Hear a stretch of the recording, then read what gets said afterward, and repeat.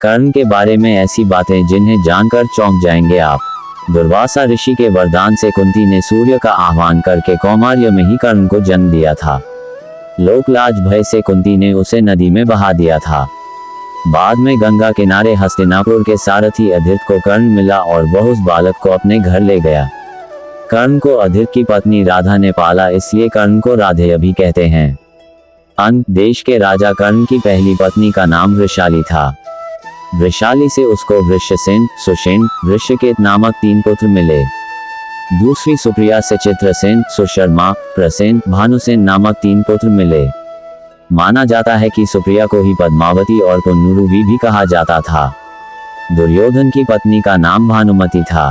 कहते हैं कि भानुमति का कर्ण के साथ अच्छा संबंध हो चला था। दोनों एक दूसरे के साथ मित्र की तरह रहते थे। कर्ण और दुर्योधन की पत्नी भानुमति एक बार शतरंज खेल रहे थे। इस खेल में कर्ण जीत रहा था। तभी भानुमति ने दुर्योधन को आते देखा और खड़े होने की कोशिश की। दुर्योधन के आने के बारे में कर्ण को पता नहीं था, इसलिए जैसे ही भानुमति ने उठने की कोशिश की, कर्ण ने पकड़कर बिठाना चाहा। भानुमति के बदले उसके मोतियों की माला कर्ण के हाथ में आकर टूट गई। दुर्योधन तब तक कमरे में आ चुका था। दुर्योधन को देखकर भानुमति और कर्ण दोनों डर गए कि दुर्योधन को कहीं कुछ गलत शक न हो जाए। परंतु दुर्योधन को कर्ण पर बहुत विश्वास था। उसने सिर्फ इतना कहा कि मोतियों को उठा लें और वह जिस उद्देश्य से आया था उस संबंध में कर्ण से चर्चा करने लगा। इस विश्वास के चलते ही कर्ण गलत समझ लिए जाने से बच गए।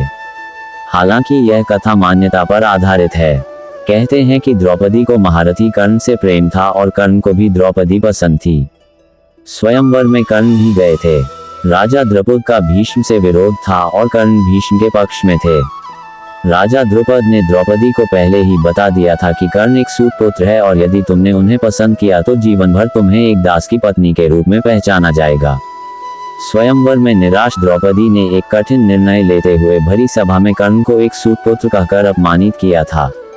फिर भी चीरहरण के दौरान द्रौपदी को कर्ण से उम्मीद थी, लेकिन कर्ण ने अपने अपमान को याद कर वहां द्रौपदी की कोई सहायता नहीं की। बाद में जब भीष्म पितामह मृत्युशैया पर लेटे थे तब कर्ण ने उनसे कहा कि वे द्रौपदी को चाहते थे। ये बात द्रौपदी ने भी सुनी और पहली बार द्रौपदी को भी पता चला कि कर्ण भी मुझे प्रेम करते हैं। कर्ण दान करने के लिए काफी प्रसिद्ध था। कहते हैं कि कर्ण जब युद्ध क्षेत्र में आखिरी सांस ले रहा था तो भगवान कृष्ण ने उसकी दानशीलता की परीक्षा लेनी चाहिए। वे गरीब ब्राह्मण बनकर कर्ण के पास गए और कहा कि तुम्हारे बारे में काफी सुना है और तुमसे मुझे अभी कुछ उपहार चाहिए। कर्ण ने उत्तर में कहा कि आप जो भी चाहें मांग लें। ब्राह्मण ने सोना मांगा।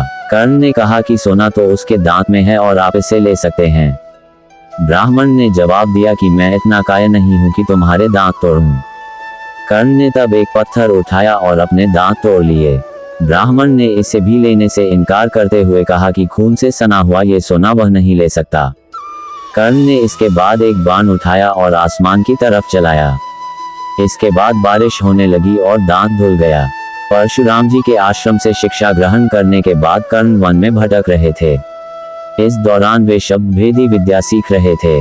एक दिन जब वे इस विद्या का अभ्यास कर रहे थे तब उन्होंने एक गाय के बछड़े को अन्य वन्य पशु समझकर शब्दभेदी बाण चला दिया और उस बाण से बछड़ा मारा गया। तब उस गाय बछड़े के स्वामी ब्राह्मण ने कर्ण को शाप दे दिया कि जिस प्रकार उसने एक असहाय बछड़े को मारा है वैसे ही एक दिन वह भी तब मारा जाएगा जबकि वह खुद को असहाय महसूस करेगा और जब उसका सारा ध्यान अपने शत्रु से कहीं अलग किसी और काम पर होगा। हुआ भी यही था कि जब कर्ण का अर्जुन से घोर युद्ध चल रहा था तब उसके रथ का पहिया बार बार भूमि में धंस जाता था और वह उसे निकालकर फिर से युद्ध करने लगता था। ऐसे समय में जब फिर से उसके रथ का पहिया भूमि में धंस गया तब वह फिर से उसे निकालने लगा और उसे उस समय घबराहट भी हो रही थी। वह उसका सारा ध्यान युद्ध के अलावा पहिए पर चला गया था। वह खुद को असहाय महसूस कर रहा था। ऐसे मौके का लाभ उठाकर अर्जुन ने कर्ण को मार दिया।